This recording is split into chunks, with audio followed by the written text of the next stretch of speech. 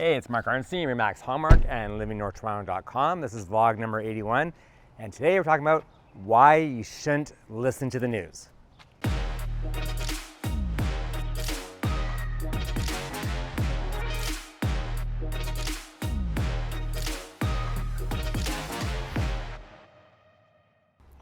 So today I thought we'd talk about why you shouldn't listen to the news. And the reason being this is, as over the last 2 months or so, there's been so much negativity in the news.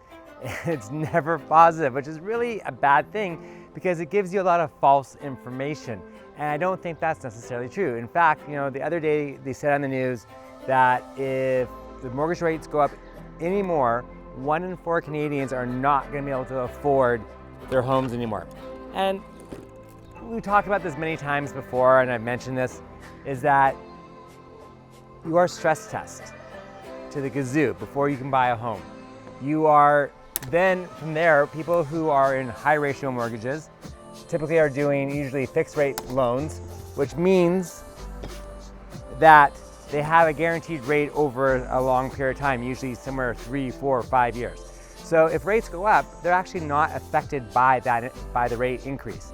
If you're in a variable rate mortgage, which means based off the prime lending rate, yes, your mortgage rate is going to fluctuate. But again, in order to go in that type of mortgage, you have to be stress tested to make sure you qualify for the increases in rates.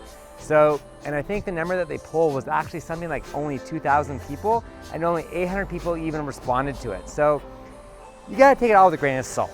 And I think that's just super important. And I think by not watching the news, you're not kind of cave in to the media propaganda about what's going on out there. Instead, you're gonna actually talk to people who are actively involved in real estate, like myself. Talk to your local mortgage broker or your rep at the bank, whoever you prefer to deal with. But make sure you get the right information from the right sources so that you can actually make an informed decision.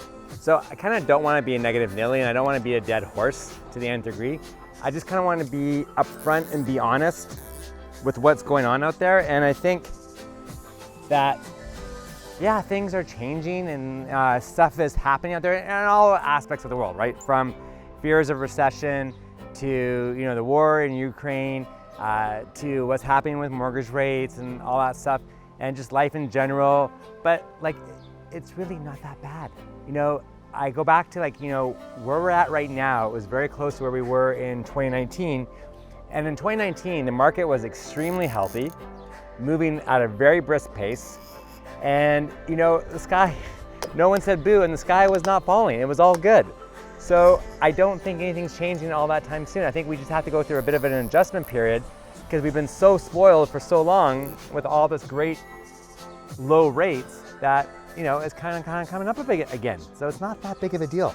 Okay, so here's another food for thought, is that if you look at the stats, but the market in Toronto and in Central, which is where we're focusing on right now, is actually still up 5% from the peak of where it was back in February at the beginning of March. So the market's still going up. And let's keep it all in perspective here. The rate at which the market was moving was not sustainable. It couldn't support that rate of growth over much more of the period that it was happening in.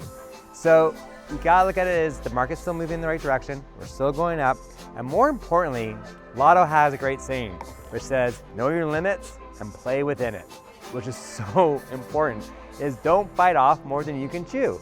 Make sure you're making the best possible informed decision about what you're gonna do, whether it's buying or selling or doing both, and then make sure you talk to the expert who can give you the right advice and give you real estate advice that you're gonna trust, because that is super, super important. Anyways, that's all I have to say for today. If you want more information on this or any other topics, as always, feel free to reach out, DM, text, email, whichever works best for you. We're always happy to chat. Otherwise, thanks for watching, take care, and we'll speak to you soon. Bye-bye.